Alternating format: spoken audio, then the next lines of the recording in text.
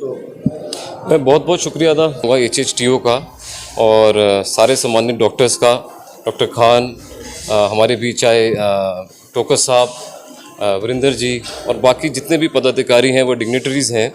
बहुत बहुत शुक्रिया, आपने मुझे आज इस ऑनरी डॉक्टरेट से नवाजा। ये मेरे लिए बहुत ही खुशनसीबी है और मैं आशा करूँगा कि और भी लोग इस समाज में सोशल वर्क्स की तरफ निस्वार्थ आगे बढ़ें और समाज की सेवा करें। जय हिंद, जय भारत। हाँ, वो बहुत ही कम्युनिटी मेडिसिन जिसको हम कहते हैं, हमारे बीच में आज डॉक्टर चंद्रकांत एस पांडव भी आए हैं जो कि एक्स HOD एम्स हैं। वह पद्मश्री 2021 भी रहे और आयोडीन मैन ऑफ इंडिया का उनको खिताब भी मिला। तो डॉक्टर खान की और डॉक्टर पांडव की भी आपस में मीटिंग हुई और उन्होंने देखा कैसे एम्स के साथ कोलैबोरेट करके, जो कि हिंदुस्तान की सबसे बड़ी संस्था है, तो हम चाहेंगे मिस खान एम्स के साथ कोलैबोरेट करके इन डिजीज़ के ऊपर और जितनी भी रिसर्च करनी चाहे हम उनके साथ हैं।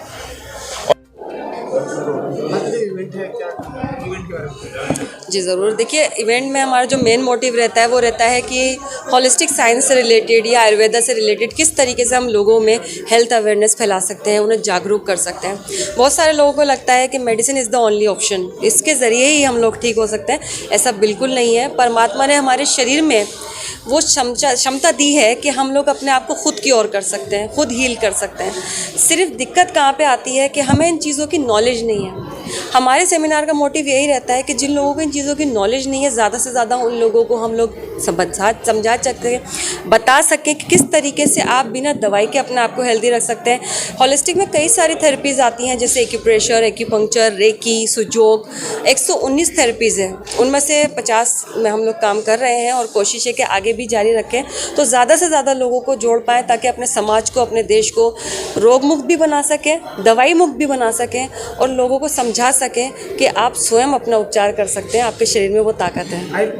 आयुर्वेद, अगर हम लोग शास्त्रों की बात करें तो आयुर्वेद तो सभी चिकित्सा प्रणालियों की जननी है। जितनी भी चिकित्सा निकली हैं, प्रणालियाँ निकली हैं, वो आयुर्वेद से ही निकली हैं, सिर्फ उनके नाम बदल गए हैं।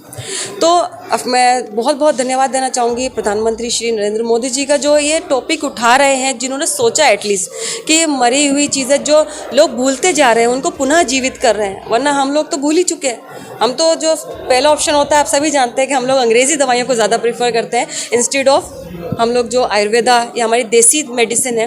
क्या हमारे शरीर में पहले इलाज नहीं हुआ करता था? क्या 200 साल पहले हमारे नानी दादी, हमारे पूर्वज कैसे ठीक हुआ करते थे? वो किस तरीके से अपने आप को हेल्दी रखते थे? ऑफ कोर्स इन्हीं चीज़ों के द्वारा हेल्दी रखते थे। ये दवाइयाँ, ये जड़ी बूटियाँ आज भी नानी दादी के नुस्खे ज़िंदा है, कोविड में बहुत काम आए हैं। ये काढ़े, ये जितने भी डिकॉक्शंस बना के पिए हैं, माफ़ कीजिएगा, सारे हॉस्पिटल्स भरे हुए थे, लेकिन ऐसे समय पर भी हमारे देसी नुस्खे और आयुर्वेद जिंदा था।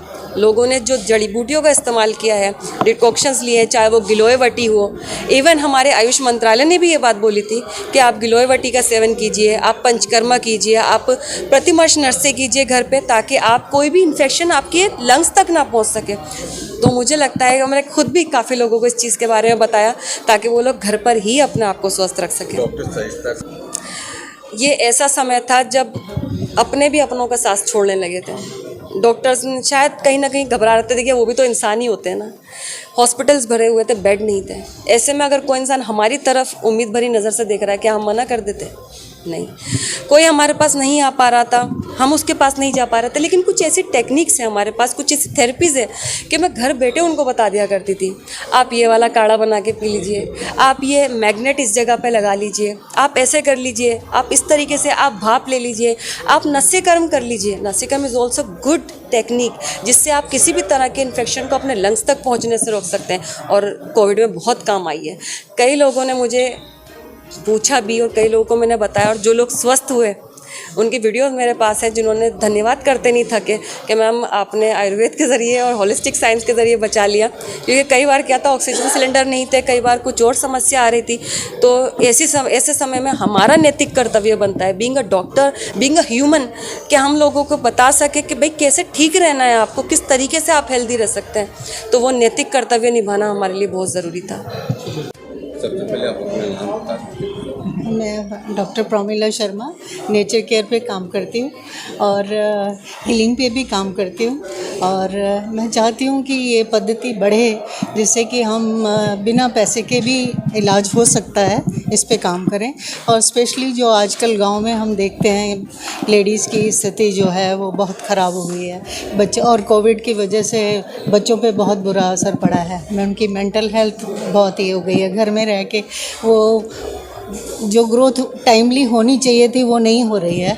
तो इसके लिए ये कंट्रीब्यूशन बहुत सहायता करेगा हमारी कि हम बच्चों के लिए, आगे आने वाली जनरेशन के लिए और अपनी जो सोच है उसको बदलने के लिए काम करें और इससे फ़ायदा उठाएं।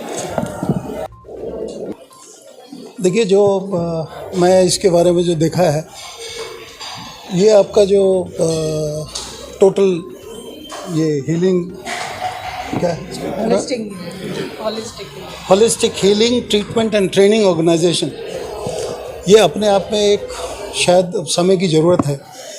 जिस तरीके के हम लोग आजकल मैकेनिकल एज में जा रहे हैं और जिस तरीके का एक ये जो मैं इसको अगर ये कहूँ कि हॉस्पिटल्स का जो माफिया अपने आप में काम कर रहा है, उससे बचने के लिए जो हमारी पुरानी पद्धति थी, जिसको हम आयुर्वेदा भी कह सकते हैं, योगा करेक्टिव मेजर्स भी कह सकते हैं, इसके अलावा हम उसको ये भी कह सकते हैं कि हम इसमें उन लोगों को हम ट्रेनिंग भी दें, उन लोगों की हेल्थ का भी केयर करें। और अभी हमें शायद शहर से गांव की तरफ जाने की बहुत ज़रूरत है। शहर में आपके पास अल्टरनेटिव अरेंजमेंट्स बहुत हैं, आपके पास कहीं वो क्लिनिक है, कहीं वो क्लिनिक है, कहीं वो ट्रीटमेंट के लिए है, कहीं ये योगा सेंटर है। अभी देहात के अंदर आपको इस टाइम इस टाइप की ऑर्गेनाइजेशन को जाके, खासकर जो बुज़ुर्ग लोग हैं वो और जो महिलाओं की स्थिति है वो, उन दो पे बहुत ज़रूरी है काम करना। अगर इन दो पे काम हो जाएगा तो वो अपने बच्चों पे अपने आप करने लगेंगे।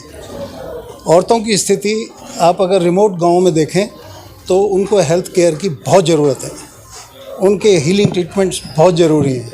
उन लोगों के पास अभी भी ध्यान नहीं दिया जा रहा। लोगों के पास पैसा आ गया, ज़मीन बिक गई और उसका सबसे ज़्यादा उपयोग, दुरुपयोग अगर कोई कर रहा है तो वो मर्द कर रहा है। औरतों के ऊपर कोई केयर नहीं है। Thank you.